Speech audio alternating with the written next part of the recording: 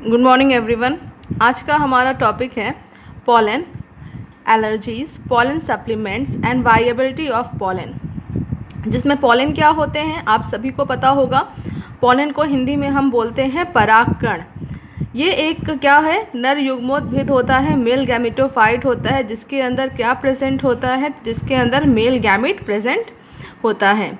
Last lecture में हम लोगों ने डिस्कस किया था कि स्ट्रक्चर क्या होता है पॉलन ग्रेन का, ठीक है, और उसमें किस तरह से माइटोसिस डिवीज़न टेक प्लेस करता है, जिसके बाद क्या होता है, 2 मेल गैमेट का फॉर्मेशन होता है। आई होप आपको पिछला वीडियो अच्छे से समझ में आया होगा, क्योंकि आप लोग की तरफ से कोई भी डाउट पूछा नहीं गया है। तो आज हम अपना नेक्स्ट टॉपिक को पढ़ते हैं कि पॉलन से हमें कुछ एलर्जीज़ भी हो जाती हैं।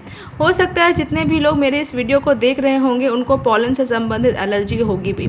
आपने देखा होगा कि गेहूं में जब पॉलन ग्रेन्स आते हैं या आम का जो पेड़ होता है, जब उसमें पराग कणों का निर्माण होता है तो कुछ लोगों को सर्दी, खांसी, इन सब की समस्याएं हो जाती हैं। वो लोग छींकना शुरू कर देते हैं।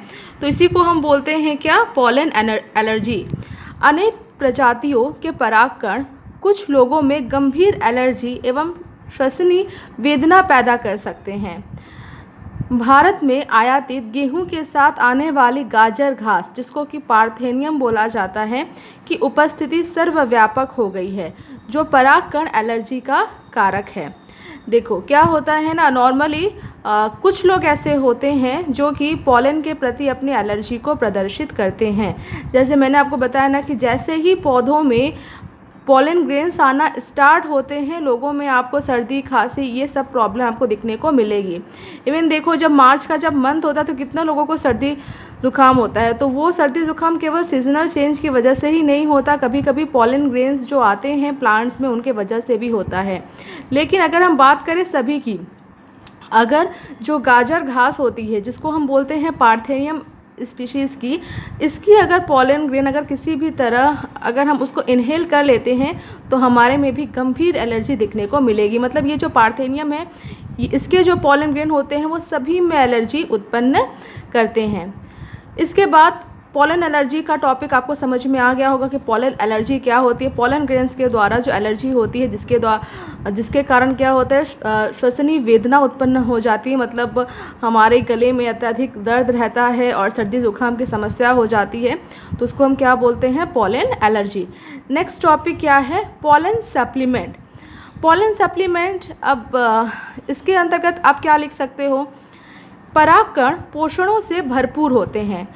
चूँकि परागकण पोषक पदार्थों से भरपूर क्यों होते हैं, क्योंकि उनके अंदर मेल गैमेट रहते हैं। तो for the development of male gamete के लिए क्या होना चाहिए, उनके अंदर बहुत अच्छे पौष्टिक तत्व मौजूद रहते हैं।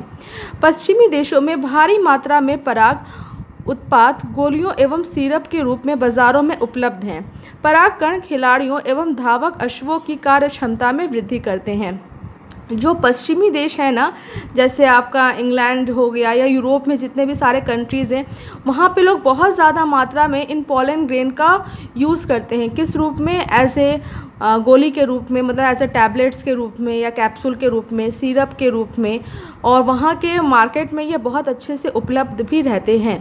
और कौन से पर्सन इनका उपयोग करते हैं, तो जो भी खिलाड़ी लोग होते हैं, मतलब जो भी रेसलर्स होते हैं, वो इसका बहुत अच्छे से उपयोग करते हैं। और अश्वों को भी, मतलब जो घोड़े होते हैं उनको भी, उनकी भी कार्य क्षमता की वृद्धि के लिए उनको भी परागकण दिया जाता है। एनसीईआरटी में कुछ इस तरह से कुछ फिगर्स को शो किया गया है। देखो ये क्या है, ये पॉलन टैबलेट का ये एक पत्ता है जिसमें लिखा हुआ है कि इसके अंदर क्या है, मतलब इस पैकेट के अंदर 30 टैबलेट्स ऑफ पॉलन के मौजूद है। ये एक बी पॉलन है, मतलब ऐसा परागकण है जिसका जो पॉलिनेशन होता है वो मधुमक्खियों के द्वारा किया जाता है। तो ये बहुत अच्छे होते हैं और ये क्या किए जाते हैं, इनको एज ए फूड सप्लीमेंट के रूप में, मतलब चूँकि इनके अंदर ये रिच इन न्यूट्रिएंट्स होते हैं, तो इनको भोजन के एक सप्लीमेंट के रूप में, मतलब मान लो कि भोजन के सप्लीमेंट के रूप में, मतलब भोजन की जगह इनका उपयोग अच्छे से किया जाता है। तो देखो यहाँ लिखा होगा बी पॉलन फ्रॉम इंग्लैंड। तो मैंने आपको अभी अपने नोट्स में दिखाया भी था कि जो पश्चिमी देश होते हैं, चूँकि इंग्लैंड भी क्या एक पश्चिमी देश है, तो वहाँ पे इसका अधिकाधिक प्रयोग किया जाता है। अब हमारा नेक्स्ट टॉपिक क्या है, viability of pollen. Viability of pollen का मतलब क्या होता है कि पॉलन की जीवन क्षमता कितनी है। परागकण जब एक बार झड़ते हैं, मतलब जब परागकण जो पॉलन ग्रेन होते हैं जब वो मैच्योर हो जाते हैं तो क्या होंगे, वो फ्लावर से फिर अलग अलग हो जाएंगे ना। तो ये अपनी जीवन क्षमता, अंकुर क्षमता खोने से पहले वर्तिकाग्र पर गिरते हैं। आप सभी को पता होगा कि ये कहाँ पे पहुँचेंगे, क्योंकि इसको तो फर्टिलाइजेशन करना है, इसलिए ये कहाँ जाते हैं, जो गाइनोशियम होता है उसके स्टिग्मा पर पहुँच जाते हैं, जहाँ यदि आवश्यकता हुई तो निषेचन करते हैं। अगर ज़रूरी है तो ये फर्टिलाइजेशन का प्रोसेस वहाँ पे होता है। ज़रूरी नहीं है कि हर पॉलन ग्रेन के द्वारा फर्टिलाइजेशन हो ही, यह आपको आगे के लेक्चर्स में और अच्छे से क्लियर होगा। परागकण की जीवन क्षमता, अब देखो हर परागकण की जो जीवन क्षमता होती है वो अलग अलग होती है। ये बहुत इंपॉर्टेंट लाइन है, इस पर आप बहुत सारे स्टार्स लगा लेना। परागकण की जीवन क्षमता तापमान एवं आर्द्रता पर निर्भर करती है। तापमान मतलब टेम्परेचर, आर्द्रता मतलब ह्यूमिडिटी। इसका मतलब क्या होता है कि वायु में कितनी नमी है उस पर इसकी जीवन क्षमता निर्भर करती है। एग्जाम्पल, कुछ अनाजों जैसे धान एवं गेहूं में परागकण अपनी जीवन क्षमता बहुत जल्दी 30 मिनट में ही खो देते हैं। मतलब ये पौधे से निकला और 30 मिनट के अंदर अगर फर्टिलाइजेशन हुआ तो ठीक, लेकिन अगर फर्टिलाइजेशन नहीं हो पाया तो फिर क्या होगा, वो परागकण बेकार हो जाएंगे। लेकिन रोजेसी मतलब रोज़ इसी फैमिली में आता है। लेग्यूमिनेसी, जितने भी आपकी दालें हैं, मसूर की दाल, मूंग की दाल, अरहर की दाल, वो लेग्यूमिनेसी फैमिली में आती है। सोलेनेसी, आलू, मिर्च, टमाटर, ये सब किस फैमिली में आते हैं, सोलेनेसी फैमिली में आते हैं।